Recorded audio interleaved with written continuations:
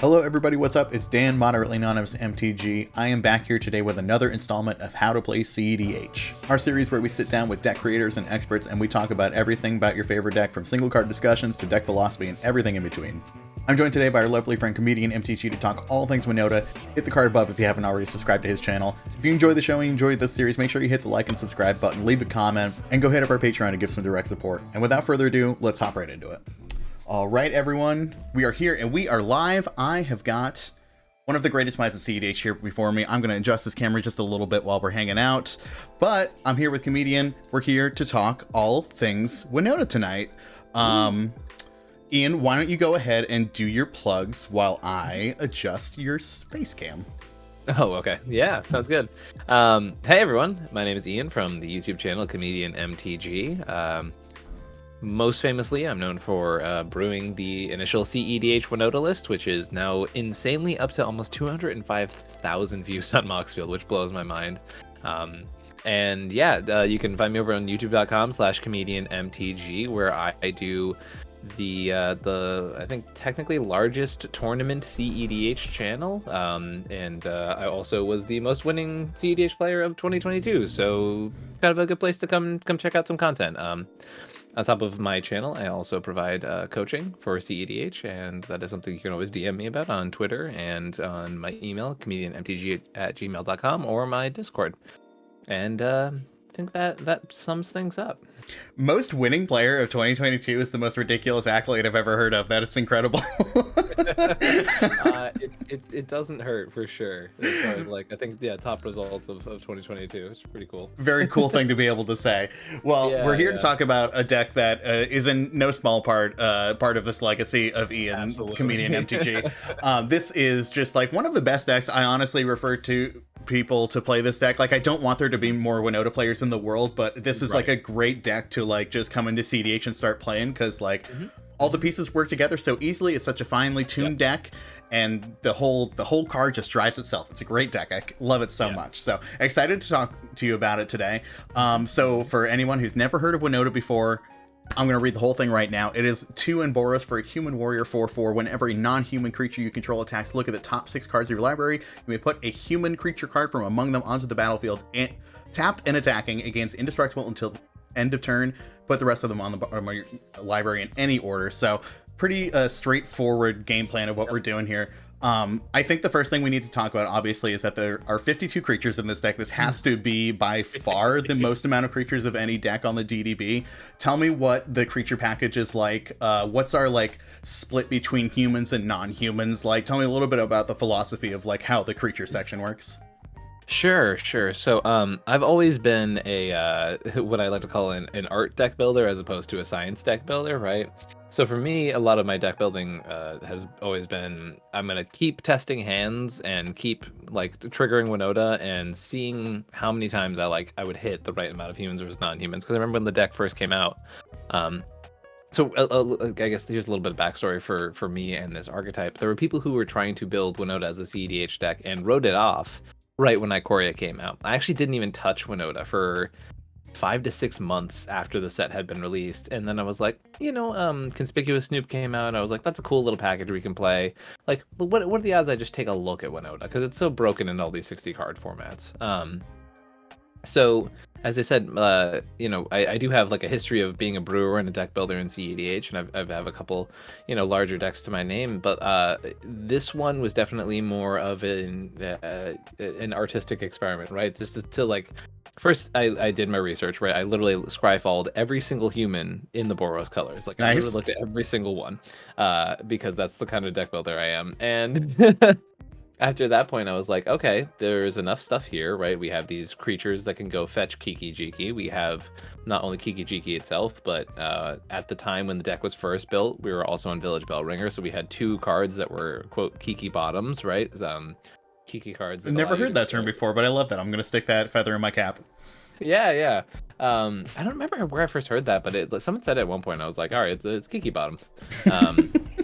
and I didn't even like. I had said it to somebody at one point, and I was like, I don't even realize that it sounded a little naughtier than I meant it to. But anyways, but it was enough cards that fetched Kiki Jiki. There were enough cards that put Kiki on the battlefield, and there were enough cards that like comboed Kiki that were all humans. And I was like, that seems like what some might call synergy. And then there were some really cool stacks pieces in these colors, some of them being humans, right? Cards like Draenith Magistrate, which is Busto, right? And then a number of other insane creatures, and we were like, okay, like this can be a thing. And then Strixhaven happened, and the Walking Dead Secret Lair happened, and then the deck became even better with the Rick and the Prison Blade Historian as well, right? These cards were insane. Oh yeah, Rionia as well, because Rionia opens up the first ever only human combo with itself and Combat Celebrant, right? Which is like, okay, yeah, I can attack with Winota and assemble an infinite combo. Actually, so a fun fact, I was playing at Philly the other day, and I actually ended up doing this where I swung with a Combat Celebrant, put the Combat Celebrant trigger on the stack. One of my hits off of Winota was Rionia, and we were like, oh, there's already another combat, and Rionia's indestructible for the turn. Hell yeah. I win the game. that was definitely a new experience for me, for sure. That's really interesting. I wasn't really aware of that sort of evolution of the deck. Like with Quark and Sakashima, I was talking to Ken about that. I've been like pretty intimately close with Ken and his like exploration of that deck as it's gone along and seeing it go the whole way. Winota, I haven't been, I guess, like been as familiar with in those beginning stages of it. But I can definitely see like Blade Historian is one of the cards that I'm always like most fearful of in this deck. So I can understand like that and Rick being huge things to push forward the initiative here. It was wild because we scoffed at Rick for like 2 months for a while too, because it's really funny. In the initial primer of this deck list, combat damage is not a viable win con was a quoted line that I used. Right? So funny. I love that. Yeah, this deck has changed a lot since those days. Yeah, clearly. Right. So yeah, the deck has definitely evolved from its earlier stages, right? We were running Conspicuous Snoop combo as like one of our main wins, and those are no longer the days. This deck, this is a deck that has Kiki combos and also mostly the time just beats people to death. Yeah, I've noticed that. I feel like, is Cliffside Rescuer a newer pickup? I feel like we like have more recently gone a little bit heavier on these effects in the deck. That one was, I believe, Marchesa 2022. Okay. Yeah, that was the first time I ever played. It was that tournament. It was the one that I made the top 16, was eliminated by Charles. And Cliffside Rescuer is one of those cards that I said, this seems cool. Well, so let me give you a little history behind the deck, because I think this will actually be extremely relevant for the conversation with this list. The evolution of Winota in the modern era has meant that cards like Cliffside Rescuer are more relevant than ever, right? Winota has gone from this deck that I built on sort of a whim that was kind of like, oh, hey, Boros is playable in cEDH, and that narrative has translated from people being like, I highly doubt this deck is playable in competitive EDH to, oh, this is one of the best decks in the format, right? And that's a big journey, especially for what's the equivalent of 2 years at most, maybe a year and a half, right? So because the narrative has changed in the deck, like you don't get free wins anymore, right? And that's why, if you notice, like a lot of people who are seasoned pilots of the deck have been putting up results, but people who are just picking up the deck for the first time aren't getting as many like quote free wins with the deck as they used to when the deck first came out.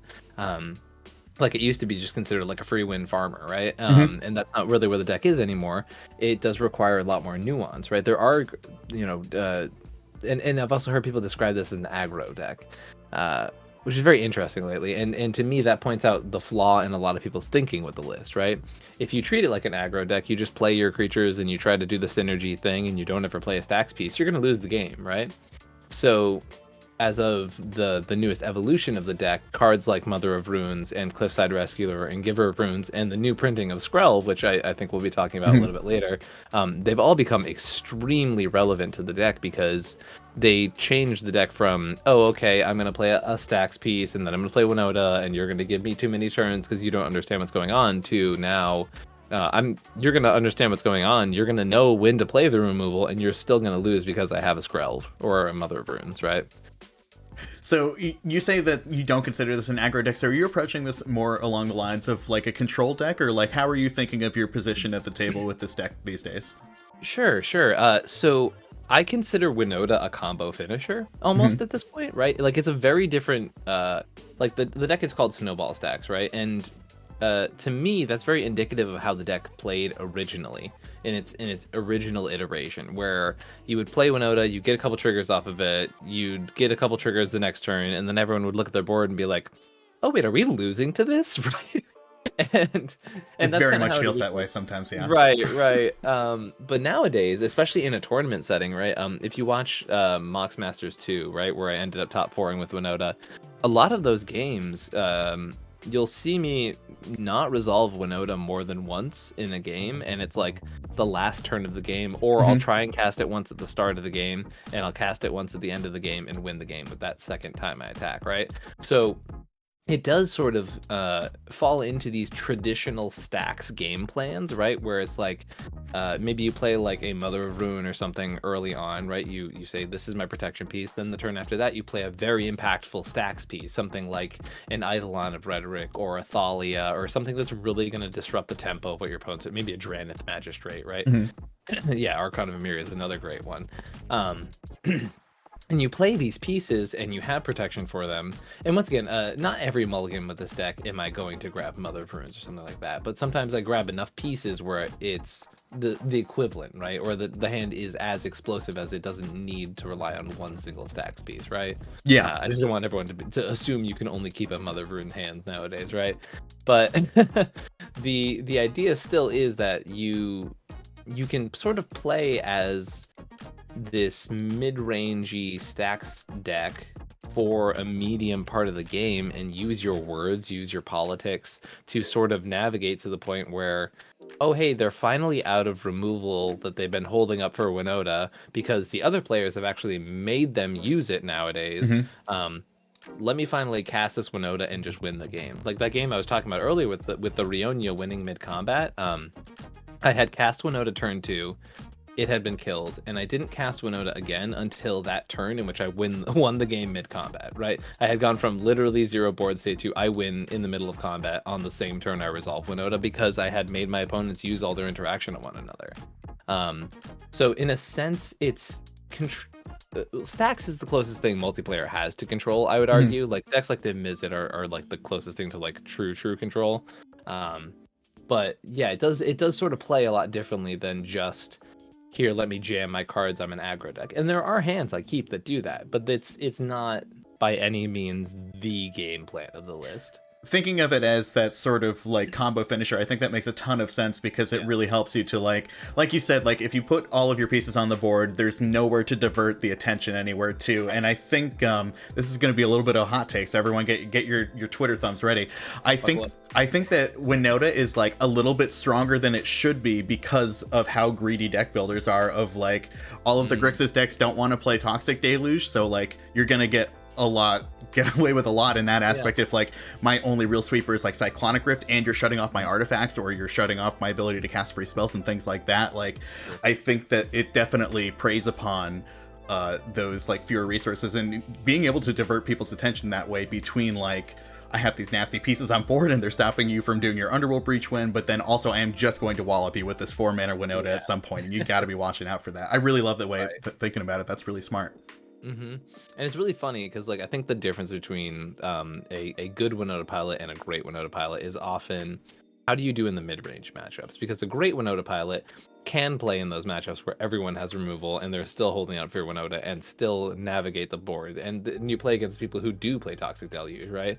And knowing the pieces you have in your deck, which we can talk about, cards like Sanctum Prelate being one of the best cards in your list to stop a deluge, right? Yeah, that card's insane, right? The amount of times I've been like, oh, I hit a Recruiter Guard off my Winota. The only thing that could stop me here is literally a Toxic Deluge. I'm gonna go for that exactly right now. Yeah, that makes a lot of sense. I really like that.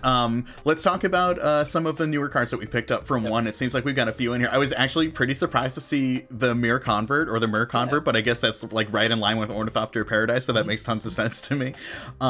You were like very vocal on Twitter about Skrelv. Is Skrelv like Is it that effect that we love, or do you love Skrelv as a character? Like, what's the deal with Skrelv?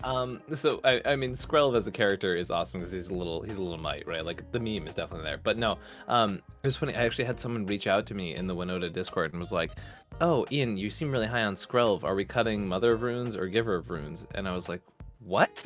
I was like, it's a third one. I've just been like, and for months I've been telling everybody that Mother of Runes, Giver of Runes are like the difference between good hands and great hands in this list, right? And now Skrelv has come out and said, hey, I'm a third version of that effect. Go ahead, have fun, right? It's just more and more redundancy on some of the best things you can be doing, and it's like another one drop that helps the consistency of the deck is never gonna hurt, right? Yeah, that makes a ton of sense. It's a really easy thing to use, especially because it's Phyrexian mana. And Yeah. I do honestly think that 3 is like sort of the magic number for like redundancy effects in your deck. Is just like, it's a really good odds that you get to see that in a sort of timely fashion. Absolutely. Other bangers we got from 1 is obviously Soulless Jailer. Yeah. I haven't seen this card in play yet, but it's going to make me throw up, I'm sure. I played it in every game I played Winota in Philly. I happened to mulligan a Soulless Jailer, and it was just because of it's colorless. It's so convenient. Oh my goodness! And the 4 toughness means you're almost never getting blocked. Like, yeah, it doesn't ever get buffed by your combat damage boosts, but it's just so crazy. It really just does exactly what you want. You've always wanted a Grafdigger's Cage in this deck. I was playing Rest in Peace, which always sucks because you don't want to actually play an enchantment in this list, right? You want to play your creatures.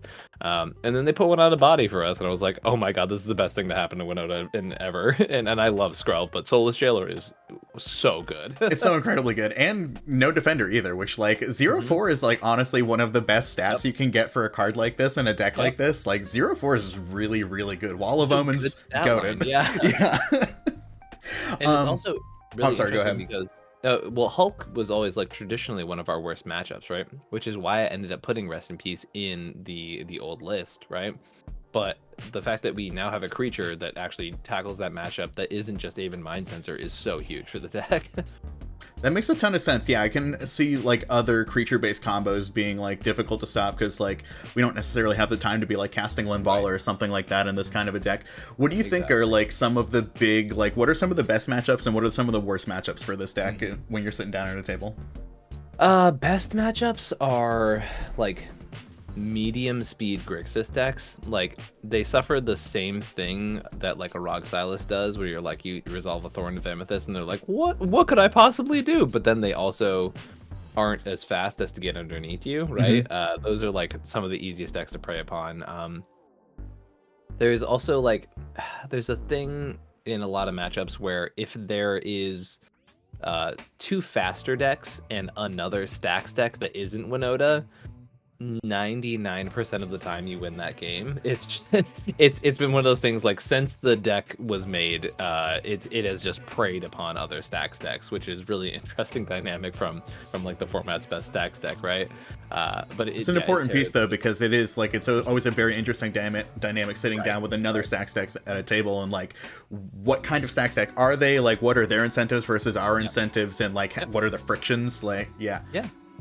It's really funny also because I've done a couple coaching sessions nowadays where I've been helping people with their stacks decks, and I'm like, great, what do you have for the Winota matchup? And they're always like, oh damn it, I didn't even think about that. Right? Like those things are so relevant each time. Yes, it completely is. You like this is I think one of the like big 4 decks in the meta right now. Like this is certainly something that you got to be keeping in mind. Do you think I've seen you've been on Tivit quite a bit recently in tournaments? Are you seeing like any sort of is Winota becoming any less relevant in your mind, or are you just branching out into different things? How do you view Winota in the meta right now? So I always aim for diversity, and one, because I'm a content creator, right? Like I don't want to be playing the same pile of cards for forever, right? I also had a streak where I kept making top performances with Winota, and I was just like, I want to prove to myself and to the community that I can win with different decks. And luckily, as that was the start of last year, and obviously the ending of last year was very, very good for me, right? So clearly, I think I proved that point to myself at least. But no, the deck's better than ever. It's got more pieces. The new Phyrexia cards make me want to play it so badly because they're all so cool. Yeah.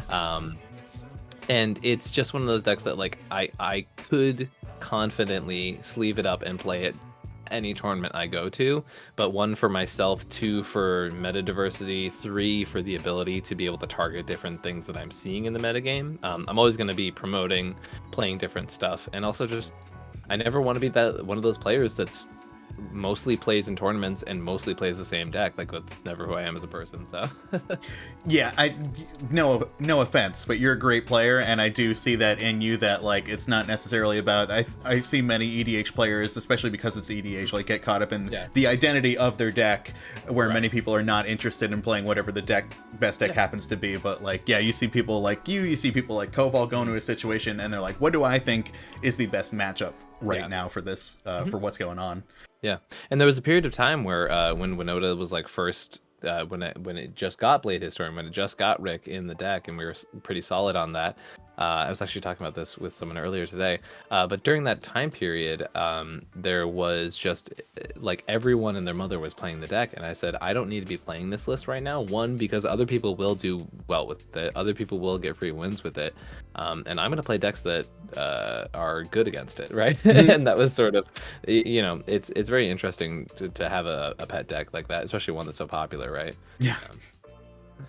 It's convenient though. I always enjoy having a pet deck that is extremely good.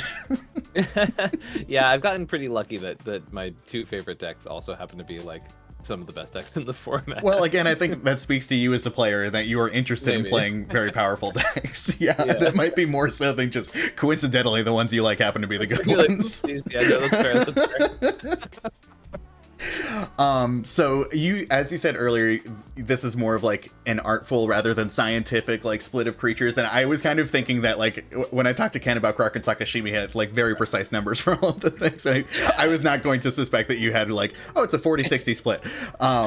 Are there any though like creatures in this deck that like people ask you about a lot, or any creatures that you feel like you're like often defending, or you see people like playing incorrectly or anything like that? Yeah, so historically there's been a huge split with the deck as far as like the other lists don't play Kiki Jiki, right?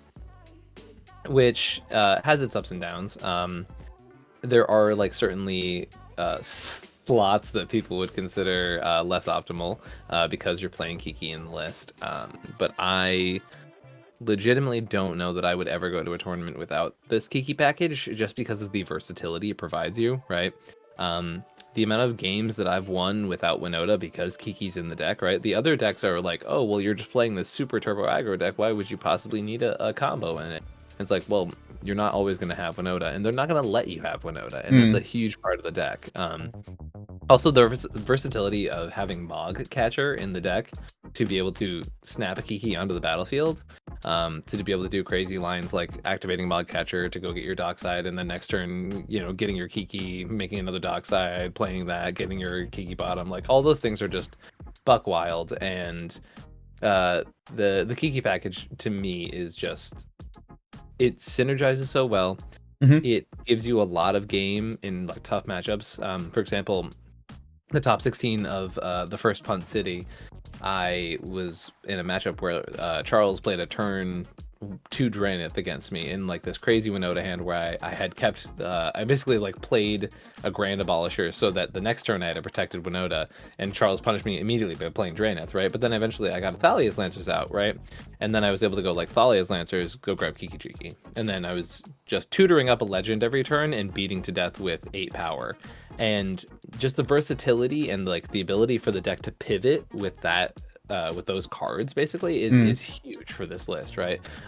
So that package for me is just like irremovable. Like there's no way I would ever take it out. And correct me if I'm wrong, it is a pretty small package, right? Is it anything beyond Mog Catcher and Kiki, or is there a third piece? Technically speaking, Zealous Conscripts, right?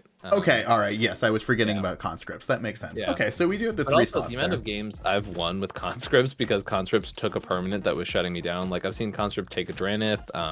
I've seen it take someone else's Kiki Jiki, which is pretty funny. Yeah, I mean, like you said, none of these pieces are dead weight. Like, they're all 4 and 5 mana, but like they do the work of 4 and 5 mana spells. They're good. Right. So the opposing philosophy is like not having a combo at all. Cutting Village Bellringer helped a lot with that too. It just sort of cleaned up the pieces because VBR had some versatility, but it was by far like the worst Kiki bottom in the deck. And making it so that that was like one less dead card, and still having the amount of cards that combo with Kiki, as well as it just being kind of a busted card, it really cleaned up the deck a bit. Yeah, I think that having the combo finisher makes a lot of sense. But like you and I were talking about Tibet the other day, and one thing that we both really like about it is the fact that there are so many layered win cons within the deck, and like especially with a deck like Winota, where she's so high profile, having something inside of your 99 that you can take care of the game with in one clean swoop, like it's really a powerful thing to have around. So that makes a lot of sense to me. Are there any, like, what's the other tech that people are running out without their Kiki package? Is there anything that you like wish that you had room in here for? I know it's like the tightest fitting new cards in here all the time. Well, Lewis Stardust has been famously trying to get me to play Angrass Marauders in the deck for like a really long time.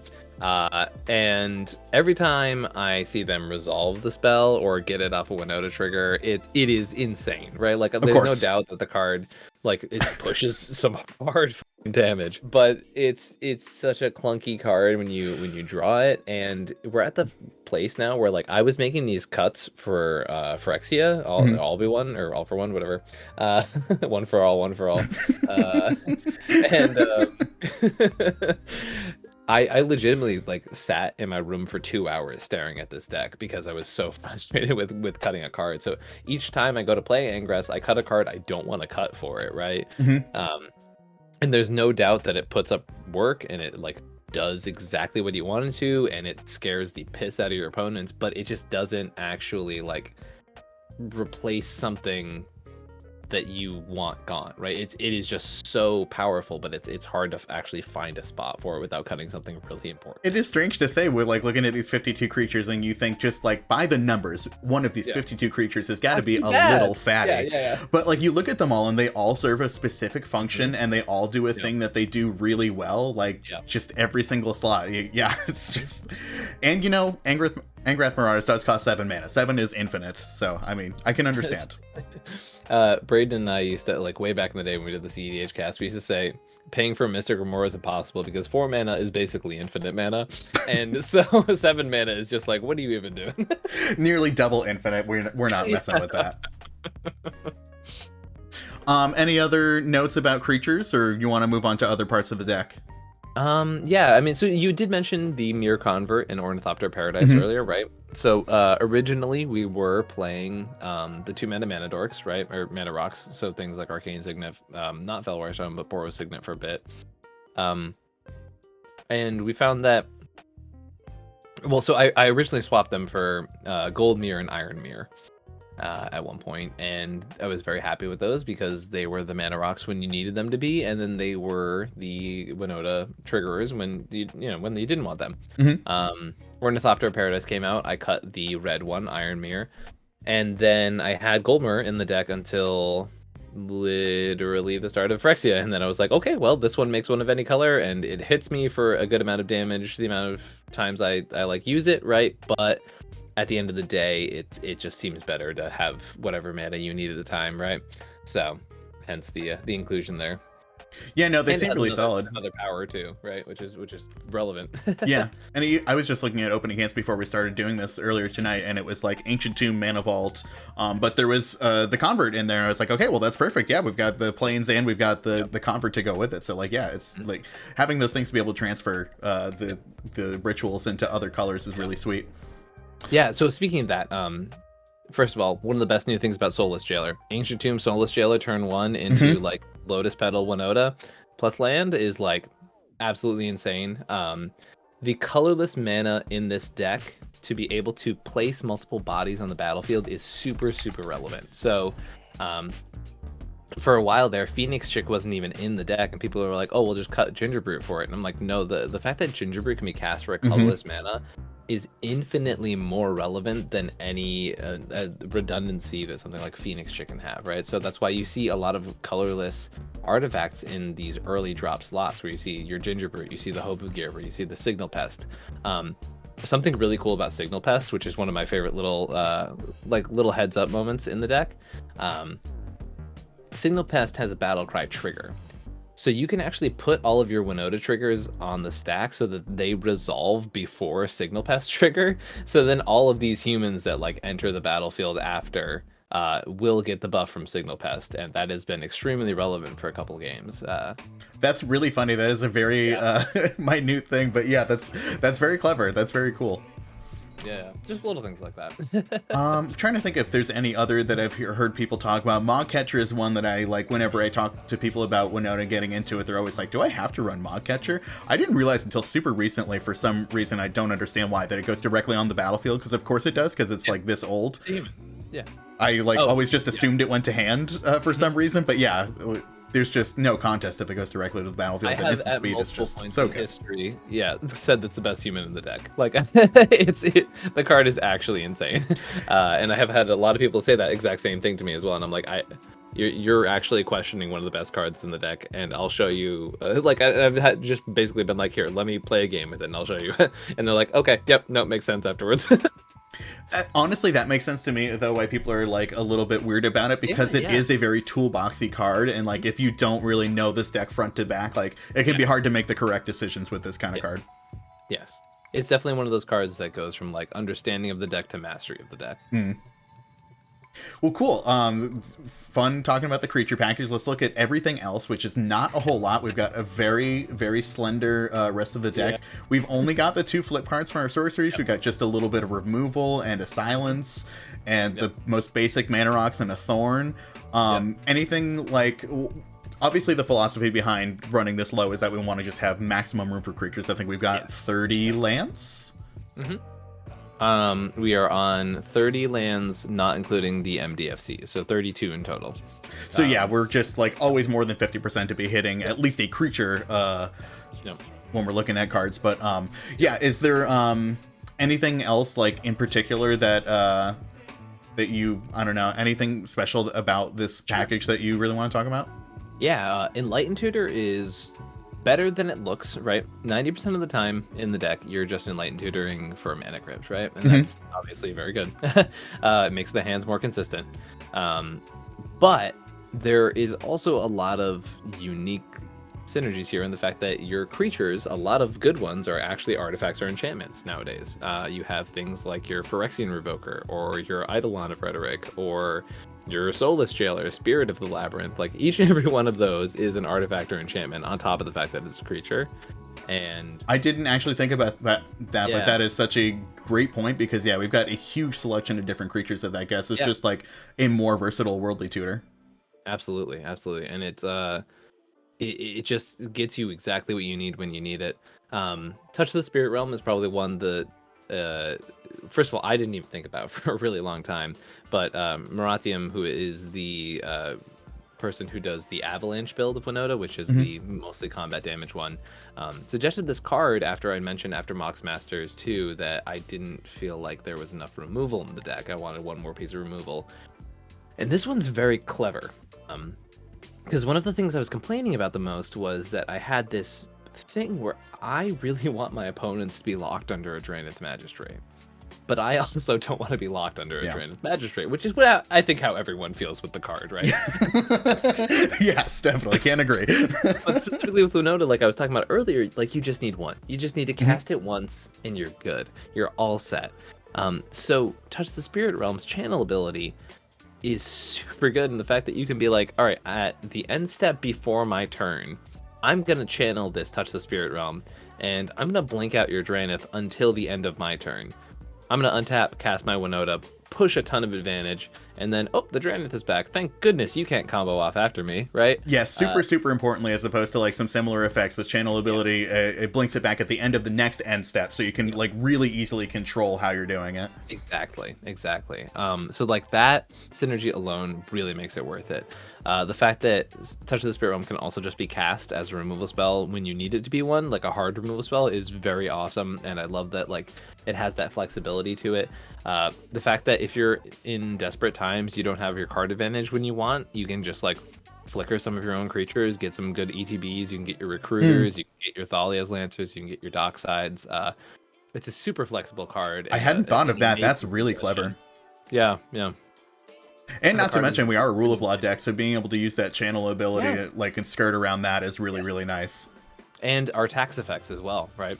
Oh, yeah, that's right. It doesn't get affected, obviously, by casting, because it's just an activated ability of the card. Exactly. Nice. All the mana rocks speak for themselves. Thorn of Amethyst, obviously, just a one-sided tax effect. Pretty good when you have 52 creatures, right?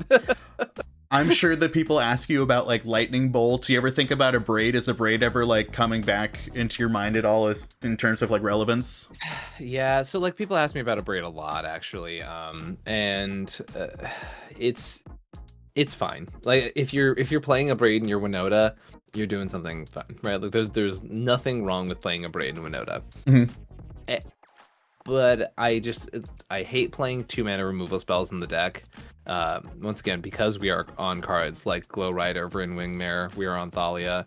We have a bunch of different rule of law effects that like really slow that stuff down, right? And just the 3 damage isn't always as relevant as I would love it to be. Yeah, it doesn't kill everything, unfortunately. Yeah, like combat damage is a real thing nowadays, which means creatures happen to be kind of thick. Like it doesn't kill a Crom, it doesn't kill Winota, right? And because of that, like it's fine. It is just fine. I'm never gonna be like, oh my god, I can't believe you're playing a braid in Winota. Like it's fine if you do. Just thinking about Glow Rider, though, that makes a ton of sense. Like going from 2 to 3 mana for your braid is like pretty egregious, even if you are like facing down the what's the creature one?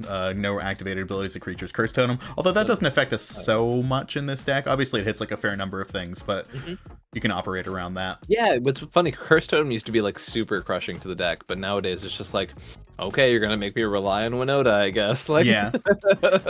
Are there any? What are like the big troublemakers for this deck in terms of like cards that you hate to see across the table? I don't think you can actually beat a Humility. Like it's actually impossible to beat humility in this deck. So true, bestie. Someone was just talking to me about humility recently. I've never seen one in play. I know that it exists though. Yeah, there was a period of time where like Shorokai was like becoming a thing. Actually, I think it just top 4'd Chaos this last weekend. Cool. But yeah, if someone resolves it, I almost put Wear and Tear back in the deck when I started seeing Shorokai more and more. But I was like, oh yeah, I literally cannot beat that card. Like, there's no meme about it. There's no anything. Like, I literally cannot do anything against that card. No, you just literally have 52 overpriced 1/1s. Hey, there are some on-rate 1/1s, I will say. That's true. Ornithopter's still goated. Yeah, Ornithopter becomes very good. Is there anything that's, like, more common? Like, I don't know, yeah, I don't know. What are the things that you like don't want to see when you're at a tournament? Sure.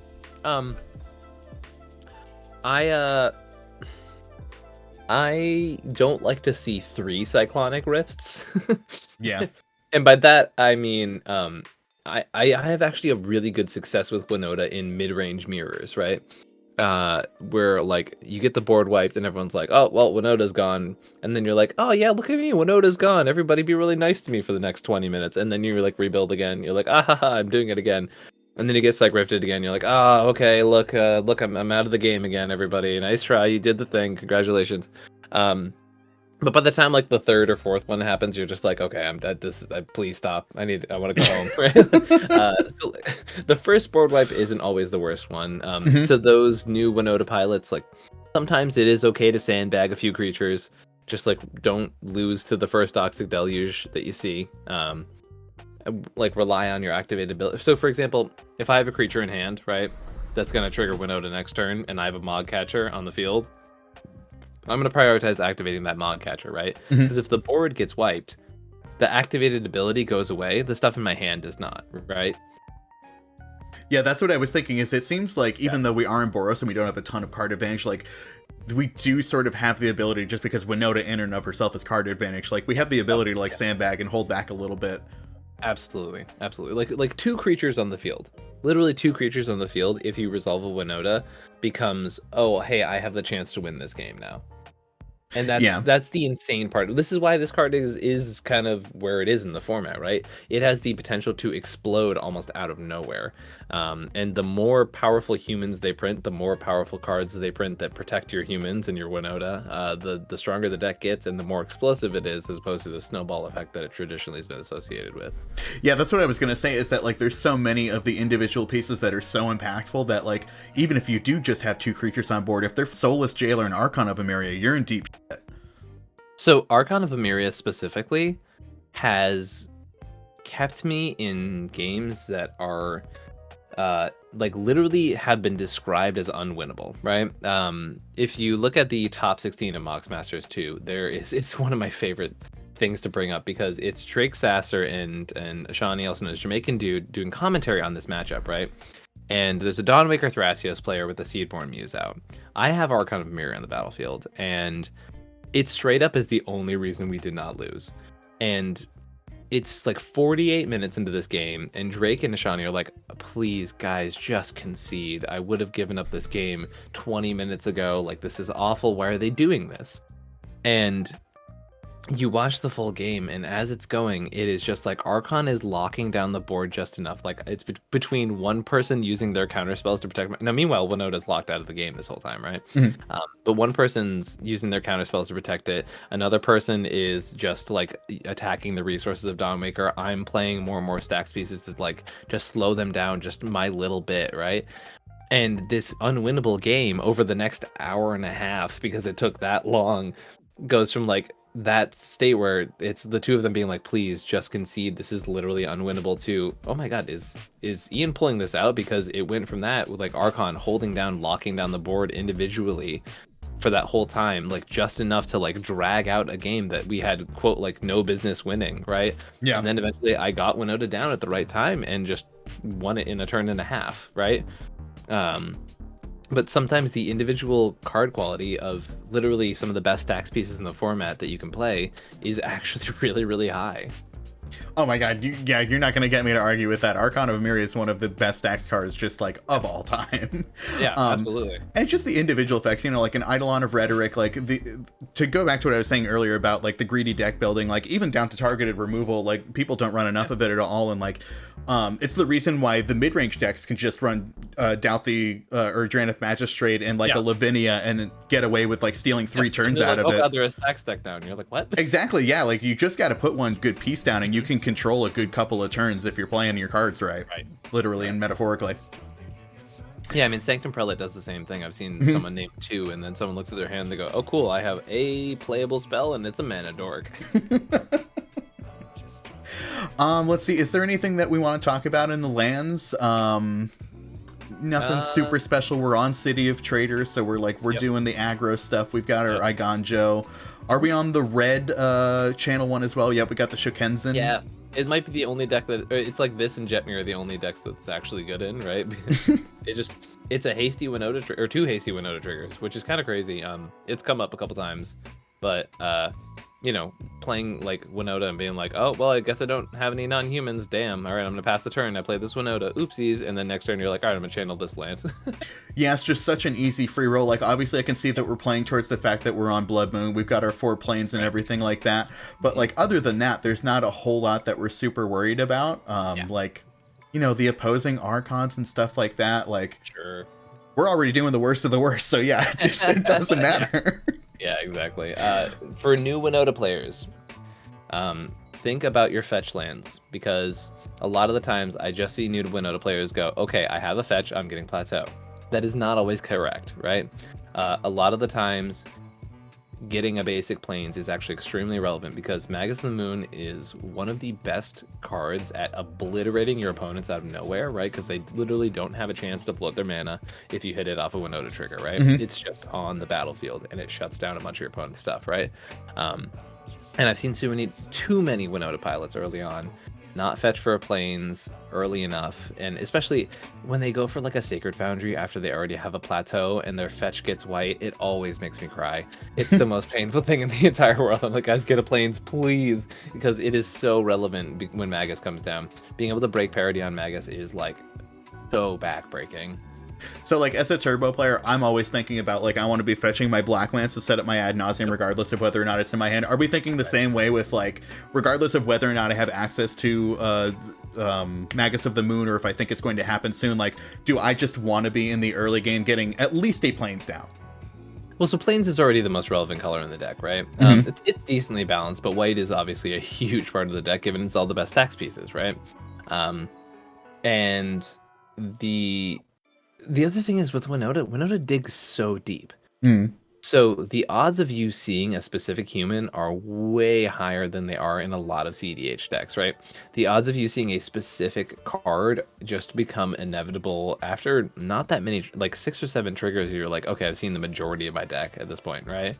Sure. I mean, even thinking about like hitting our second trigger, if we're doing that on turn 2 or 3, we've already removed like maybe 13 to 15 cards from our deck, and like we're looking pretty deep at this point. Exactly.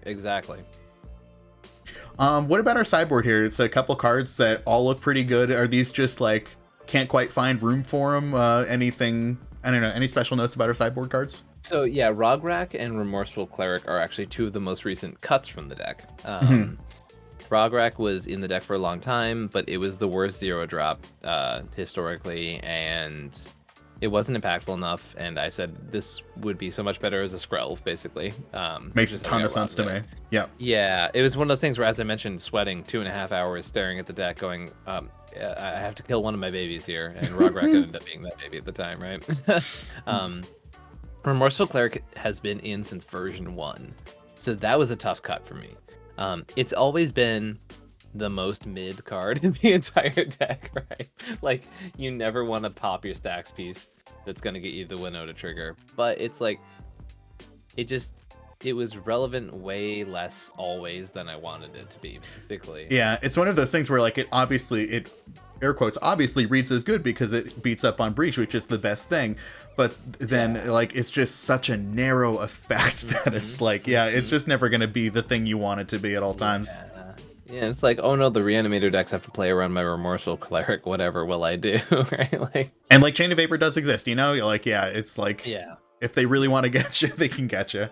Yeah, and there are many flaws for Remorseful Cleric, as much as I love it, and as much as having an invasive body that also does something is good, right? Skrelv's Hive, when that card first came out, I was like, oh my god, it's White Bitter Blossom, Winota's gonna lose it, and then I like just started like kind of crunching the numbers on it, and these are more hypothetical numbers than actual numbers, right, as we covered earlier. But basically it was like, okay, first of all, the the fact that they're artifacts sucks. It does, because you get one trigger off of that and you're like, all right, Skrelv's Hive alone is giving my opponents 2 Dockside mana. Woof, right? Is not great. The fact that you play the card, it doesn't do anything.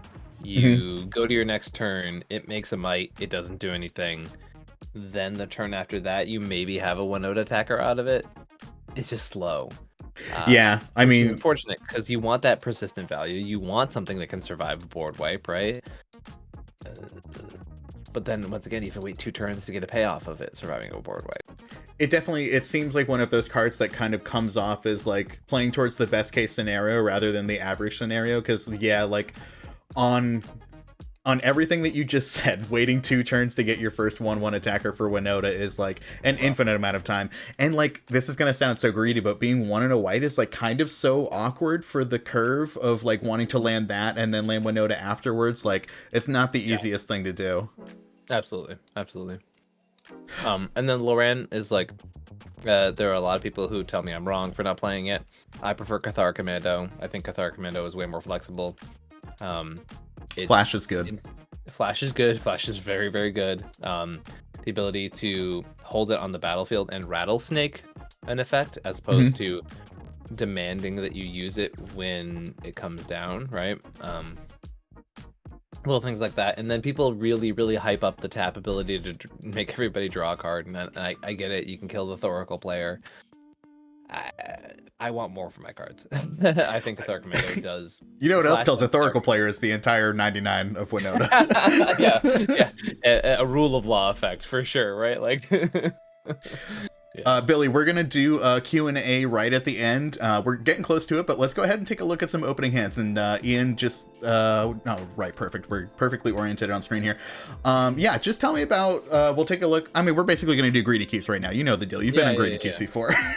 I've heard of it at least once. Yeah. So all right, we're taking a look at this hand right here. We've got enough mana to cast a Winota. We've got some Winota attackers. How does this one look? Yeah, so this is, to me, a very easy hand to keep, right? First 7, Blade Historian's obviously super awkward. You don't want too many humans in your hand, but the fact that this hand is turn 1, I can play the Prismatic Vista, play the Mana Vault, play the Phyrexian Walker, play the Mana Crypt, play the Mirror, is like, what else could you possibly want from your deck apart from literally having a turn 2 Winota with multiple mana sources?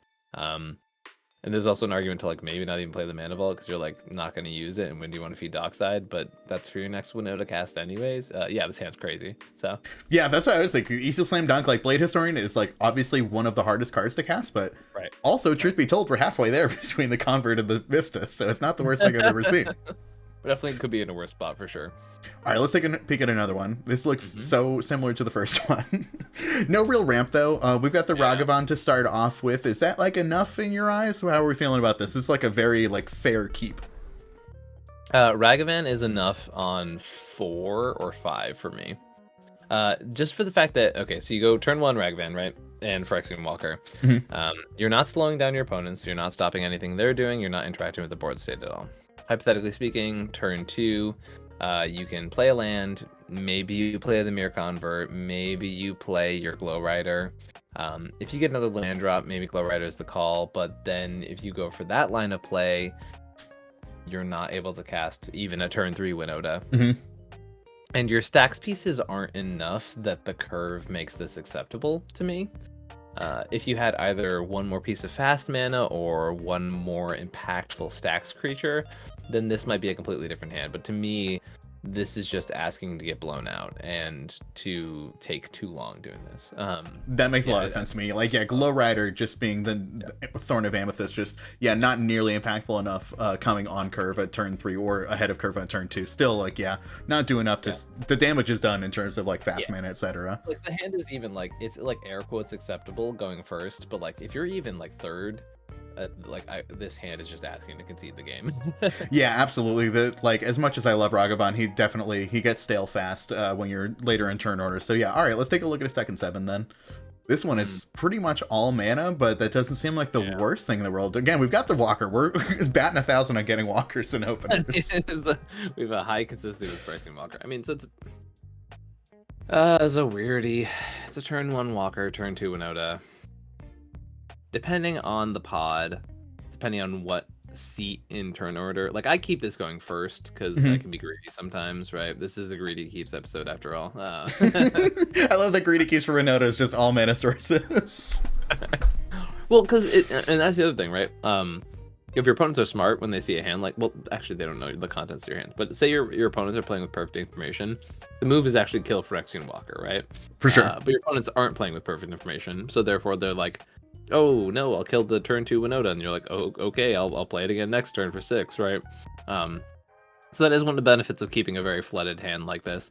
It's greedy. Like I'm not going to argue. It is a greedy hand. If I'm in a tournament, I hum and haw over this one for a long time, and it really is pod dependent on whether I keep it, for sure. That's actually a really good point, though, with the Mana Vault, because that is, like, the extra stretch that we need if Winota gets blown out. Like, that second Black Lotus is going to get us there on the 6 mana Winota. Yeah, that's a really interesting point. I wouldn't have thought of that. So, like, semi-acceptable. Let's take a look at it since we're on Greedy Keeps right now. Well, this is greedy. I like this one. I would snap keep this. Yeah. Well... It's because I'm greedy, though. Yeah, no, for sure. It's a toughie. I'm not gonna lie. It's a real toughie because it is a city of traders. If we get down that turn 1 Archon, that is the city of traders. So here's the deal, right? The Archon play is the greediest shit in the... Again, greedy keeps. The greedy keeps, but actually, I think the Mirror Convert play is actually a lot better. Oh, for sure. Yeah, that seems like the more stable play and the more level-headed play by 1,000 miles. Yeah. You're like, but that's not me. But not on Greedy Keeps, baby. Yeah. So, but like City of Traders into your Myr, into Phyrexian Walker, once again, batting 1,000 with that guy, into a Lotus Petal, turn 1 is, to me, extremely acceptable. And then turn 2, play your Winota with 2 Winota triggers. Seems good to me. And then backup Archon after that, that's just an absolute backbreaker. Yeah, and you're so it's one of those hands that, like, if your opponents are smart and they hold up interaction for Winota, you might be done because you have to sacrifice your land to play Winota. And if that's the case, then maybe play around that, right? Maybe then you actually do not play your second land drop and you play the Archon on turn 2, right? And that's one of those things with this deck that's like extremely cool to be adaptable, right? That's one of the best parts of the deck, is that you can have those pivot plays. Like City of Traders definitely has a big downside, but the upside is that the card is sometimes just a free Ancient Tomb, and like, yeah, you can't play your next land drop, but it's still 2 mana, right? It's so seldom worse than it is good in practice. But it's also like the percentage points that you talk about, right? The difference between a player winning 100% of their games and 25% of their games like they're expected to is little plays like that, where you're like, traditionally playing your lands is the right thing to do. That is not what's happening right now. Yeah. All right, let's take a look at one more. We'll find one more keepable before we... Love it. All right, here we go. We got Sunbay Canyon, Mox Diamond. I haven't read any of them thus far. Ornithopter, Cathar Commando, Ragavan, Goblin Crater Maker, and Loyal Apprentice. So not enough mana, right? We can't keep this. Yeah, this hand sucks. All right, big thumbs down. This is looking better. Mox Diamond, Plateau, Scalding Tarn, Ancient Tomb, Signal Pass, Silence, and an Eidolon of Rhetoric. That's pretty much like all the things we like.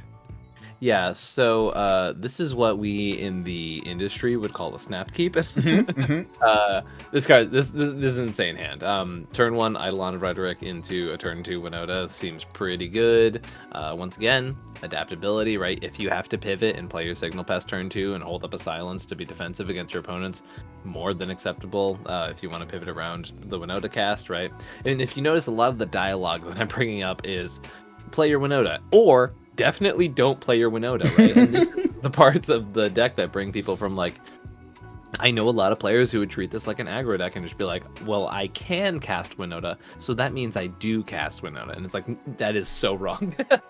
No, that's actually, like, that's a really important conversation to have, because like you said, like, turn 2 is a big turn. Holding up a Silence on that turn, especially after we get down an Eidolon, like, that's big money.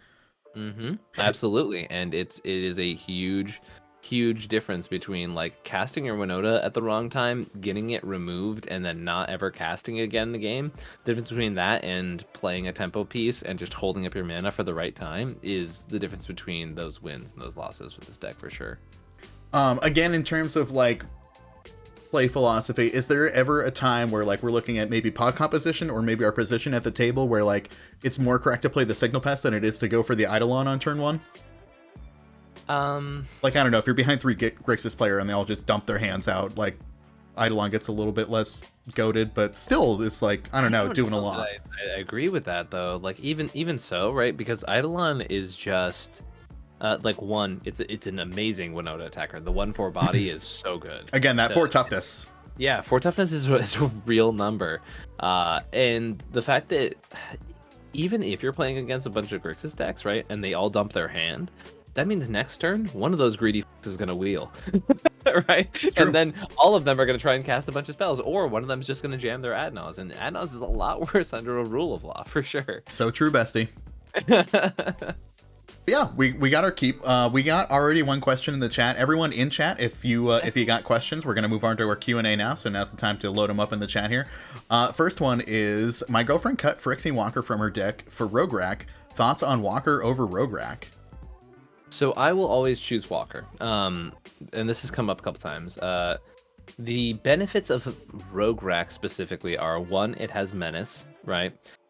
2, it is tutorable with Thalia's Lancers, right? Those are sort of the big pulls for Rogue Rack specifically.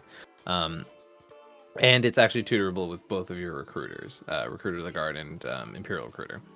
The benefits of the Phyrexian Walker are specifically, 1, it gets into combat better. Like, yes, Rogue Rack has Menace, but the 3 toughness I've actually found to be much more relevant over time. The fact that it can be grabbed with an Enlightened Tutor, something like that. It's the sort of second artifact off of... forgive me. The second artifact off of... you always tend to prioritize Ornithopter itself, but... I found that Walker also is a defender, right? There have been situations where it's relevant where it's able to block Tymna, right? Which Rogue Rack could never do.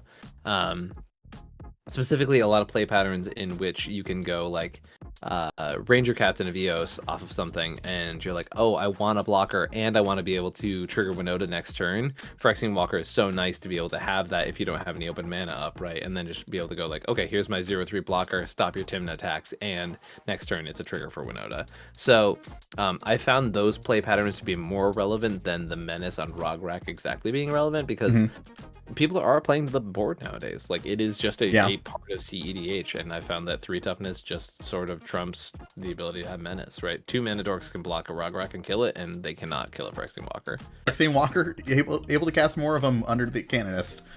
And like, gun to my head, it's 0.1%, right? But that's the sort of decisions we're making nowadays, right? Yeah. I was talking about how cool Remorseful Cleric is and how it's been in the deck since literally the beginning. Like, we're at that point, right, where we got to start killing our babies, as I said. Skylar wants to know, is Brutal Cathar still on the list? I don't remember what that card is. Brutal Cathar was never in the list. I know people were talking about it for a long time. It is always my 101st card. It's been in the considering board since it was printed. It's just it does a medium amount of stuff, and for the same reason that Angrass Marauders is not in the list as well, like it is the same boat where it's just like, good card, very solid, would never fault anyone for playing it, and I don't know. Now, I also just went on a whole tirade about how I want more removal in the deck as of my last tournament. So it's another 0.1% kind of inclusion. It's just never been at the point where I felt like, yes, this is the card I want to cut for a Brutal Cathar.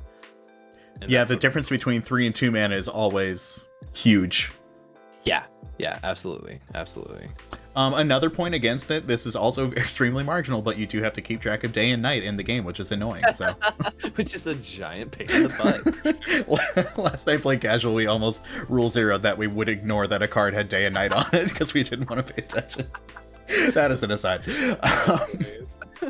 Kickstar in chat asking, what is a card that you would like to see released in the future for Winota? Example, a card with an existing ability that isn't a creature that would boost Winota, or just a card concept in general you'd like to see created. I would love a card that isn't the Knight of the White Order, whatever that card is. Anyways, I would love an anti-toxic deluge card. I would love another one. You're talking about the card that counters a black spell if you tap it? Yeah. Because right now that is like the one card we have that fights deluge, apart from Prelate, right? I would just love one more piece. Because everyone's like, oh, just play like Teferi's Protection or things like that. And it's like, okay, great. You've phased out all your creatures. And then, hear me out, your stacks pieces that your opponents were trying to get rid of are no longer on the battlefield. I'll tell you, as a Grixis player, I've seen that happen before, and I definitely took advantage of the opportunity. Absolutely. Yeah. Absolutely. Or people were playing Guardian of Faith, which is basically the human version, or the non-human version of that. And I was like, great, congratulations, you've removed your own stacks pieces. The game is theirs. It seems like a great idea, and I get it, but it is sort of on the presumption that your Grixis players are just sitting there twiddling their thumbs and not like they're sculpting their hand aggressively.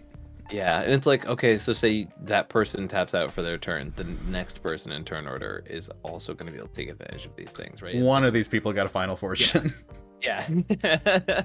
Especially nowadays. My God, the format's picked up in speed. Yes, I'm not. How do you feel about Final Fortune effects? Is there ever a day like where you feel so, I don't know, like, because this is a real, like, our board states are all over the place with Winota, so it's not as easy to just be like, oh, I've got everything I need now. Like, you can obviously like set up for your combo turns and everything like that, but I suppose this probably has like a little bit more variance than the average Final Fortune kind of deck. So it's come up in conversation before, and recently I have taken another look at it. It's just, so the thing is with Winota, a lot of the time you kill 2 players, and then the last player looks at their hand and goes, yeah, you got it. That does not work with the Final Fortune. That is called king making. So you kill 2 players, and then you go, well, couldn't kill you, I guess I die. Yeah. And that's not where we want to be at. Yeah, just given the nature of like, we're trying to pull things off the top randomly, so it's like we've actually got to have like literal win on board to feel so safe as to actually cast that Final Fortune. And also goes back to the same thing. It's it's a instant sorcery that gets hit by Thalia, gets hit by Glow Rider, gets hit by Burning Wingmare, and you're playing a bunch of rule of law effects, so it's hard to really capitalize on everything a turn can give you when you can't cast spells. That's a great point too. Like, oh man, like it is really, how do you escape a Final Fortune turn where someone silences you under your own rule of law? What do you do? You go, oh hey, look, I'm gonna move to my end step and yeah, that makes a lot of sense. Okay. Anyone else in chat got any questions before we wrap it up? If not, Ian, is there any other I don't know, any other points that you want to make before we get out of here while we're talking about Winota?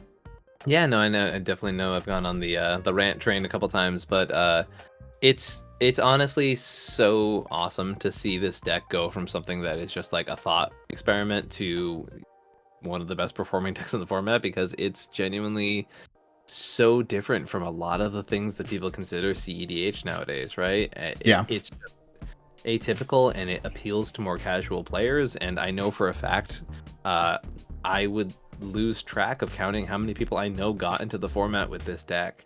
And for that, it's pretty awesome, and I love seeing unique strategies exist in a format that's as powerful as cEDH is, right? Like it is some of the most powerful stuff you can be doing in this game, and it's pretty cool that a deck like this exists and can thrive, and also like that you could be playing a deck that can win on turn 1 and still have to look across the table and see a Goblin Rabble Master and go, damn, that's a threat.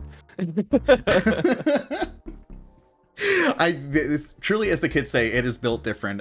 Like this deck is just honestly something else. It's a deck that I really enjoy. I'm very glad it's in the meta. I consider myself I consider you an above average Magic player for sure. I consider myself slightly above average, not quite on that like strictly above average level, but like I'm pretty good at playing Magic. And I hate playing against this deck so much, and it's because I like truly respect it so much. Like it's just such a good deck. Like you said, it's a really great deck for people to like get into the format and start learning, because like if you want to put in a little bit of effort, it's a really great deck that just picks itself up and starts putting the pieces together. And if you want to go full just balls to the wall, there's a lot of like really intricate ways to think about this deck that are very cool. So I'm glad to be able to add some more like educational pieces to the atmosphere here. I'm very glad to have you on and talking about it tonight. This was very cool. Thank you so much for having me. Definitely. Everybody in chat, thank you so much for hanging out. If you want to support the show, hit up all of the links right down below. If you're watching this on YouTube, please hit the like and subscribe button, leave a comment. If you want to say anything to Ian or myself, we're always open. Ian, do you got anything you want to plug before you get out of here? Yeah, as I said, just really quick, youtube.com/Comedian MTG. My Twitter is Comedian MTG. Some very entertaining and usually cursed stuff on there. And as I mentioned, doing cEDH coaching. So if you want to learn from the most award-winning cEDH player of 2022, it's a pretty good place to go check out. Nice. Awesome.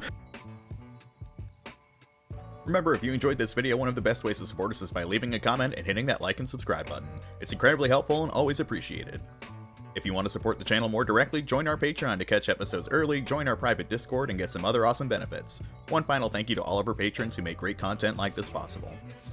And thank you for watching. Be good to yourself, everyone.